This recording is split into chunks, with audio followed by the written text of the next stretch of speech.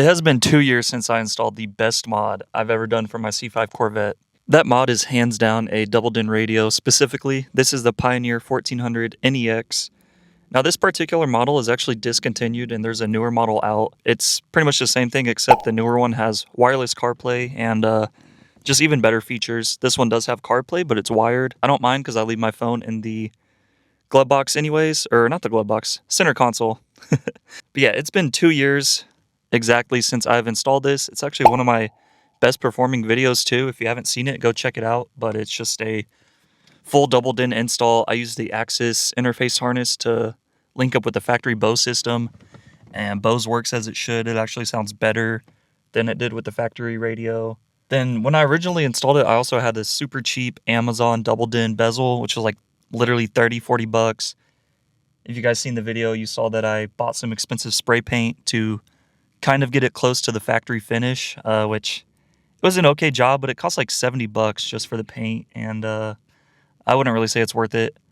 But yeah, be sure to check out that install video if you have questions on the install. I just wanted to make a little review video on having a double din for 2 years, and you guys need to pick one up, man. They really help bring the car into the modern world.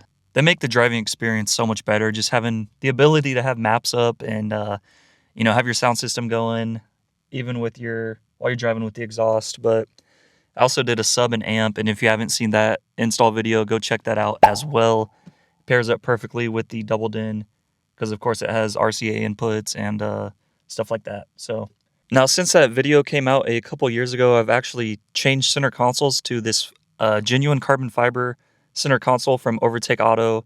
Huge shout out to them. You can use my discount code. I'll have it linked down below for you guys. But really great piece. It fits amazing. And so currently the fit is off on it. That's because I just had the console taken apart to install my electric cutout. But I promise the radio gaps are way better than how it is right now. I just quickly threw it back together when I was finishing up my electric cutout install. So it doesn't look the best right now, I know. But I promise it does fit a lot better. You guys have seen it on other videos. I've had the radio gaps way better. So I just need to adjust it a little bit. Just haven't taken the time to do so. Just finished up with the cutout install. But yeah, absolutely love this double din as well. Like I said, I'm using the Axis interface harness. Super easy. Literally everything just plugs up and you just got to connect the radio to the factory harness, and it's super simple. All right, she's booting up, and I really love this screen because it's anti-glare, so you can have the sun directly on it, kind of like it is right now almost, and you'll still be able to see what's going on. I absolutely love that, and the newer version has that as well. It does have CarPlay, like I said. I just don't have my phone hooked up right now, but everything works. Spotify, Pandora, it even has built-in apps and stuff like that, and you can just use Bluetooth. You can turn the display off, all kinds of settings, cool stuff. I was going to say I even had a custom background, but I think it reset when I disconnected my battery. So I'm going to see if I can add that back real quick. All right, I just added my custom background back. I actually forgot about that until I was just filming this right now. Forgot I had this, just the C5 logo.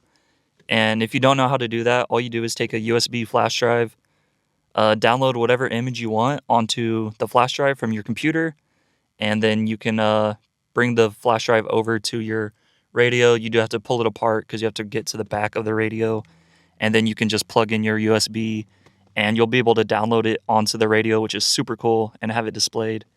It just kind of takes a little messing with to get the pixels and aspect ratio right, but I think it looks pretty cool. You can put literally whatever image you want, so take that as you will. But I will say the one or two issues I have had with this in the last 2 years is, for some reason recently, the Bluetooth doesn't seem to want to work, which is fine. I don't use Bluetooth anyways. I use CarPlay.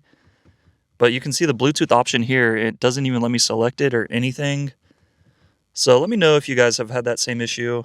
Maybe it just needs an update or something with the Bluetooth module or interface is messed up on the radio. Not sure.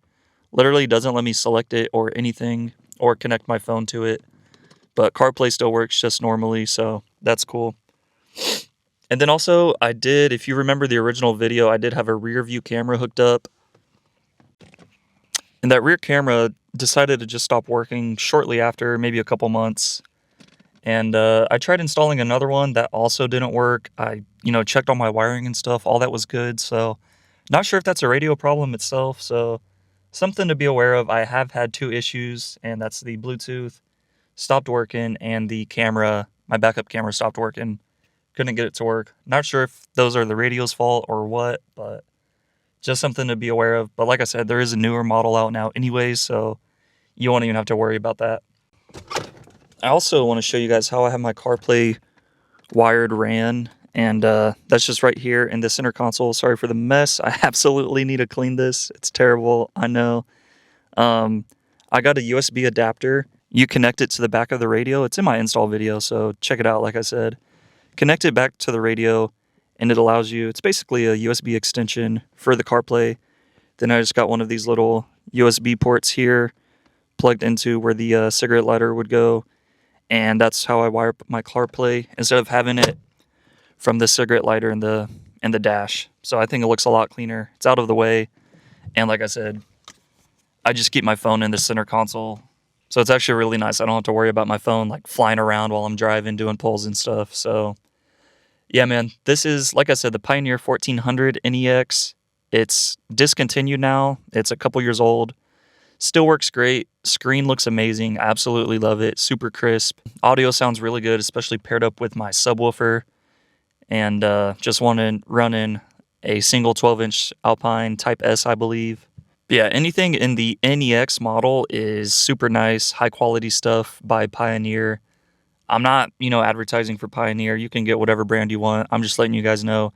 I've had this thing for 2 years, and there's newer models out, so I'll leave them linked below. Black Friday's coming up. By the time I drop this, they'll probably have some Black Friday deals, so be sure to check them out. Get them on sale while you can. It's so nice having maps in this car, seriously. Such a game changer. I absolutely hated the stock radio. I know some people enjoy it, but just the ability to have maps and, not have my phone on like one of those magnet holders or something like that on the dash that looks tacky. Just super nice to have. Really brings the car, a little closer to the 21st century. So that's always cool. But yeah, guys, I'll leave everything linked below. Check out my install video if you have questions on the install, and appreciate y'all for watching. Peace.